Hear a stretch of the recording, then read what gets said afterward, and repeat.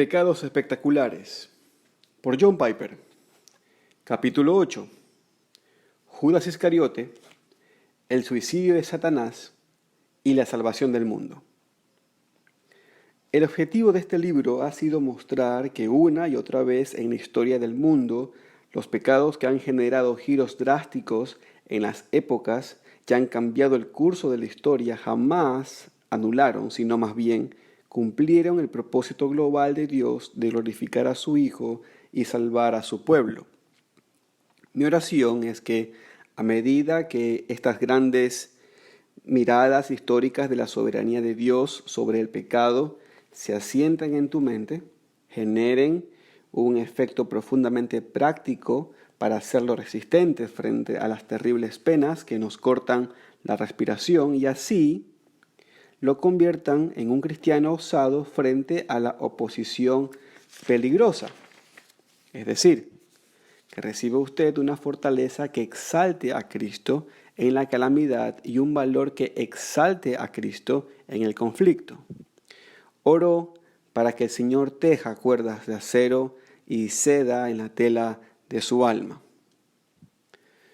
El pecado más impresionante que se haya cometido jamás en la historia del mundo fue el brutal asesinato de Jesucristo, el divino Hijo de Dios, moralmente perfecto e infinitamente digno.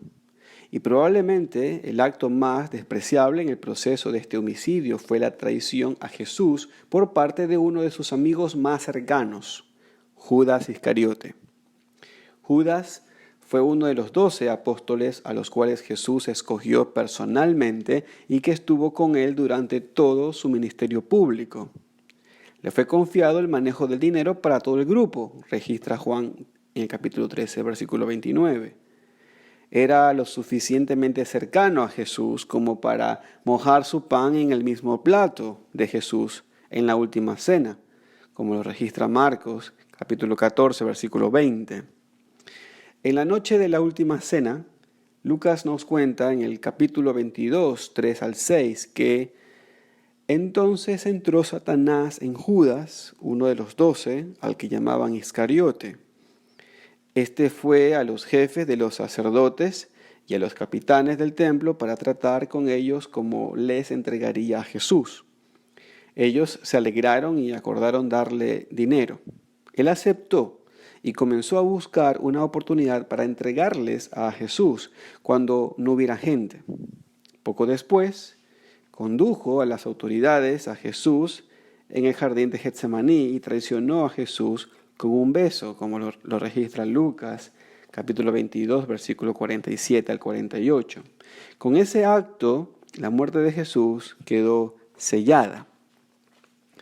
Cuando Lucas nos cuenta en el versículo 3 que entró Satanás en Judas, vienen a nuestra mente varias preguntas. Una de ellas es si Satanás simplemente dominó a Judas, que le era útil, o si Judas ya estaba andando con Satanás por su vida de pecado. Y Satanás simplemente decidió que era el momento indicado. Otra cuestión es por qué Satanás haría esto, ya que la muerte y resurrección de Jesús se convertiría en la derrota final de sí mismo. Y hay buenas razones para creer que Satanás lo sabía.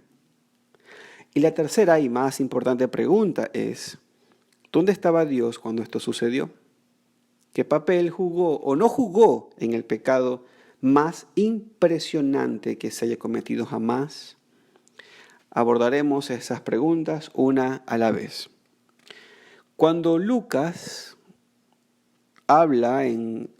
registra capítulo 22, versículo 3, dice que entró Satanás en Judas. ¿Cómo debemos entender la voluntad de Judas y el poder de Satanás? Judas no fue un observador inocente cuando Satanás entró en él. El apóstol Juan nos dice en Juan 12:6 que Judas era un ladrón. Cuando Judas se quejó de que María había malgastado el dinero al ungir a Jesús, Juan comenta, dijo esto no porque se cuidara de los pobres, sino porque era ladrón y teniendo la bolsa sustraía de lo que se echaba en ella. Si eso le parecía increíble, solamente piense en el escandaloso comportamiento de los así llamados líderes cristianos de hoy que usan las ofrendas ministeriales para comprar ropa por valor de $40,000 durante un año, envían a sus hijos a un viaje de $30,000 a las Bahamas y conducen Lexus blancos y Mercedes-Benz rojos. Cuando Judas se sentaba ante Jesús con su piadoso y religioso rostro y después salía a echar fuera demonios en el nombre de Jesús, no era un justo que amara a Jesús. Amaba el dinero, amaba el poder y los placeres que el dinero podía comprar. Pablo nos explica cómo el pecado se alinea con el poder de Satanás. Escuche lo que dice Efesios 2, 1 al 3. Cuando estabais muertos en vuestros delitos y pecados, en los cuales anduvisteis en otro tiempo, siguiendo la corriente de este mundo, conforme al príncipe de la potestad del aire, note la conexión, muertos en pecados, conforme, es decir, siguiendo a Satanás, el espíritu que ahora opera en los hijos de desobediencia, entre los cuales también todos nosotros vivimos en otro tiempo, en los deseos de nuestra carne, haciendo la voluntad de la carne y de los pensamientos, y éramos por naturaleza hijos de ira, lo mismo que los demás. Muertos en nuestros pecados, andando en las pasiones de la carne, satisfaciendo los deseos del cuerpo y de la mente, y por tanto, siguiendo al príncipe de la potestad del aire. Satanás no toma como cautivos a personas inocentes. No hay personas inocentes. Satanás tiene poder donde hay pasiones pecaminosas bajo su dominio. Judas amaba el dinero y cubría su pecado con una relación falsa y externa con Jesús, al cual vendió por 30 monedas de plata. ¿Cuántos de su clase vemos a nuestro alrededor en la actualidad? No sea uno de ellos y tampoco se deje engañar por uno de ellos. La segunda pregunta es, ¿por qué Satanás guió a Judas a traicionar a Jesús? ¿Acaso no sabía que la muerte y resurrección de Jesús produciría su propia destrucción final? Como está registrado en Colosenses 2, 3 al 15 y Apocalipsis 12, 11. Y como digo, hay muchas razones para pensar que Satanás sabía eso. Cuando Jesús empezó su ministerio de camino a la cruz, Satanás trató de alejarlo de esa senda de sufrimiento y sacrificio. En el desierto, lo tentó a convertir las piedras en pan, a saltar del templo y obtener el gobierno del mundo postrándose ante él en adoración. Mateo 4, 1 al 11. La idea en todas estas tentaciones es la siguiente: no vayas por la senda del sufrimiento, el sacrificio y la muerte. Usa tu poder para escapar del sufrimiento. Si eres el Hijo de Dios, muestra tu derecho a reinar y yo te puedo ayudar a hacerlo. No importa lo que hagas, pero no vayas a la cruz. Recuerda el momento en el que Jesús predijo que sufriría a manos de los ancianos y de los principales sacerdotes y luego sería asesinado, ante lo cual Pedro lo reprendió y le dijo: Señor, ten compasión de ti, en ninguna manera esto te acontezca. Registra Mateo 16, 22. En otras palabras, jamás dejaré que te maten de esa forma. Jesús no elogió a Pedro, le dijo: quítate delante de mí, Satanás, me eres tropiezo, porque no pones la mira en las cosas de Dios, sino en las de los hombres. Mateo 16, 23. La obra de Satanás era evitar que Jesús fuera a la cruz. Él no quería que crucificaran a Jesús porque eso significaría su derrota. No obstante, vemos en Lucas 22 que entra en el cuerpo de Judas y lo guía a traicionar al Señor y lo lleva a la cruz. ¿Por qué? ¿Por qué de esa manera se dio vuelta? ¿Por qué trata de evitar que fuera a la cruz y luego tomar la iniciativa para llevarlo a la cruz? No se nos da esa información. El siguiente es mi mejor esfuerzo por encontrar una respuesta. Satanás vio que sus esfuerzos por alejar a Jesús de la cruz habían fallado. Una y otra vez Jesús proseguía su curso. Afirmó su rostro para ir a morir, como lo registra Lucas. Y Satanás concluyó que no había nada que lo pudiera detener. Por tanto, resolvió que si no podía detenerlo, por lo menos haría que fuera lo más horrible, doloroso y desgarrador como fuese posible.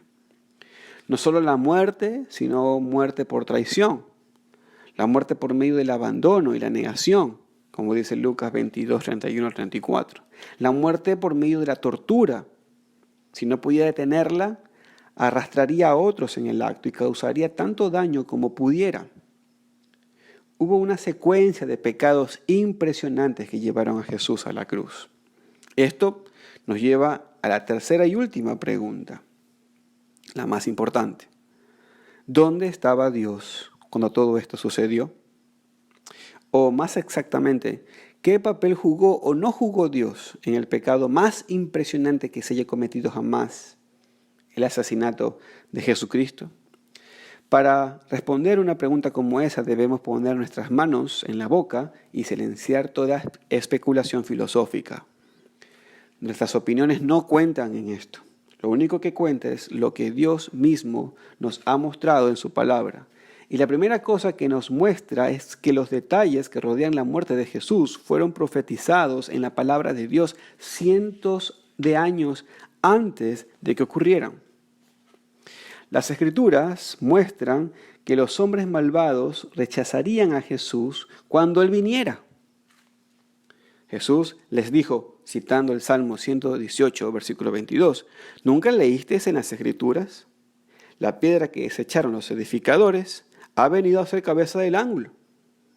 El Señor ha hecho esto y es cosa maravillosa a nuestros ojos. Y eso lo registra el Nuevo Testamento en Mateo 21, 42. Las Escrituras muestran que Jesús debía ser odiado. Jesús citó el Salmo 135 y dijo, esto es para que se cumpla la palabra que está escrita en su ley, sin causa me aborrecieron. Y el Nuevo Testamento lo registra en Juan 15, 25. Las Escrituras muestran que los discípulos abandonarían a Cristo. Y Jesús cita a Zacarías 13:7. Todos vosotros os escandalizaréis de mí esta noche, porque escrito está, heriré al pastor y las ovejas del rebaño serán dispersas. Y Nuevo Testamento una vez más registra esas palabras en Mateo 26:31. Las Escrituras muestran que Jesús sería atravesado, pero que ninguno de sus huesos sería roto. Juan cita el Salmo 34:20 y Zacarías 12:10. Y dice, uno de los soldados le abrió el costado con una lanza, porque estas cosas sucedieron para que se cumpliese las Escrituras. No será quebrado hueso suyo. Y también otra Escritura dice, mirarán al que traspasaron. Y el Nuevo Testamento le registra esas palabras en Juan 19, 34-37. Las Escrituras muestran que Jesús sería traicionado por un amigo cercano por 30 monedas de plata. Jesús cita el Salmo 41:9 y dice, no hablo de todos vosotros, yo sé a quienes he elegido, mas para que se cumpla la Escritura, el que come pan conmigo, levantó contra mí su calcañar. Juan 13:18 lo registra así. En Mateo 26:24 Jesús dice, a la verdad el Hijo del Hombre va, según está escrito de él, mas hay de aquel hombre por quien el Hijo del Hombre es entregado. Y Mateo 27:9-10 dice, así cumplió lo dicho por el profeta Jeremías, cuando dijo, y tomaron unas 30 piezas de plata, precio del apreciado, según precio puesto por los hijos de Israel, y las dieron para el campo del alfarero, como me ordenó el Señor. Y eso lo profetizaba el Antiguo Testamento en Jeremías 19:1-13 y Zacarías 11:12-13. Y no solo las Escrituras, sino que Jesús mismo declaró los detalles de cómo sería asesinado. En Marcos 10:33-34 Jesús dice, y aquí subimos a Jerusalén, y el Hijo del Hombre será entregado a los principales sacerdotes y a los escribas, y le condenarán a muerte y le entregarán a los gentiles y le escarnecerán, le azotarán y escupirán en él y le matarán. Mas al tercer día resucitará. Y esa última noche Jesús miró a Pedro y le dijo, de cierto te digo que esta noche, antes que el gallo cante, me negarás 3 veces. Y todo eso está registrado en Mateo 26:34. Por todas estas profecías, sabemos que Dios predijo y no evitó lo que sucedió, y por tanto había incluido en su plan que su Hijo sería rechazado, odiado, abandonado, traicionado, negado, condenado, escupido, flagelado, burlado, atravesado y asesinado. Todos estos detalles fueron explícitos en la mente de Dios antes de que realmente sucediera, porque eran cosas que Él había permitido que le sucedieran a Jesús. Estas cosas no solo sucedieron, sino que fueron predichas en las palabras de Dios. Dios sabía que sucederían y pudo haber planeado detenerlas, pero no lo hizo, de forma que sucedieron conforme a su soberana voluntad, su plan. Todas esas cosas fueron malvadas, fueron pecados. Es excesivamente pecaminoso rechazar, odiar, abandonar, traicionar, negar, condenar, escupir, flagelar, burlar, atravesar y asesinar al Hijo Divino de Dios, que es moralmente perfecto e infinitamente digno. Con todo, la Biblia es explícita y clara en señalar que Dios mismo planeó estas cosas. Esto es explícito no solo en los textos proféticos que hemos examinado, sino también en pasajes que dicen de manera más directa que Dios ordenó que todas estas cosas sucederían. Por ejemplo, Isaías 53, versículos 6 al 10, dice: todos andábamos perdidos como ovejas, cada uno seguía su propio camino, pero el Señor hizo recaer sobre él la iniquidad de todos nosotros.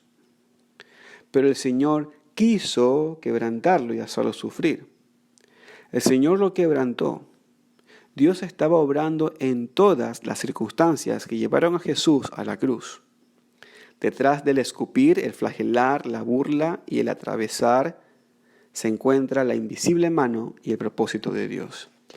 Digo esto con cuidado y con temblor.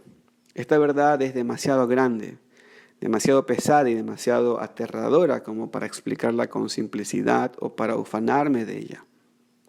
Elijo decir que la invisible mano y el propósito de Dios se encuentran detrás de estos, que son los más impresionantes pecados de todo el universo, más graves y más impresionantes que la caída de Satanás o cualquier otro pecado.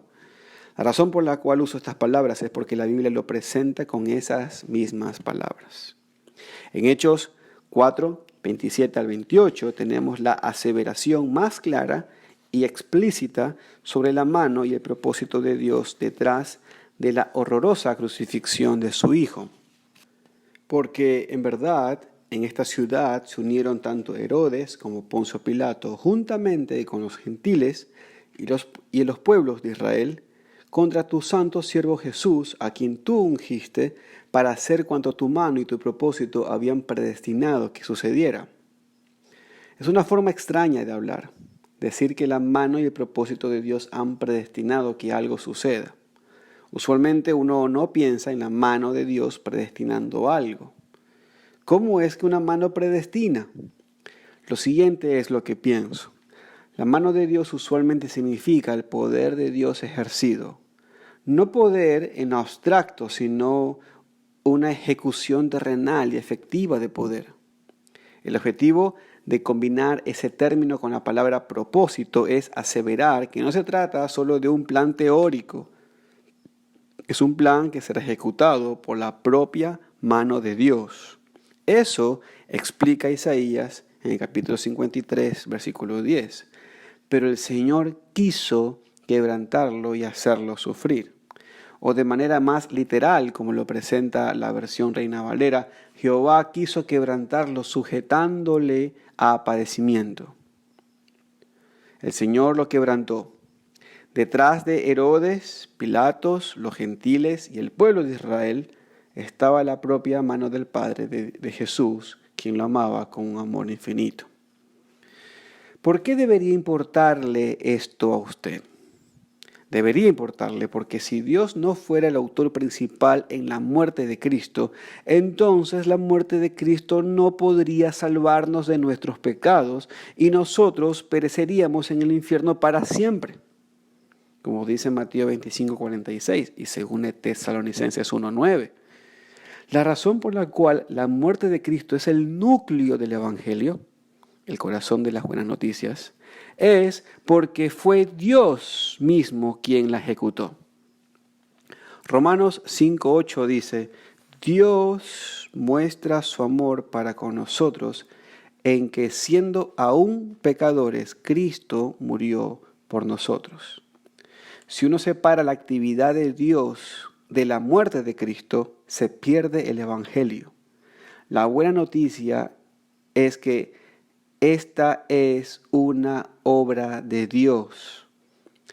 Es su punto más alto y más bajo de amor por los pecadores. Su amor por usted.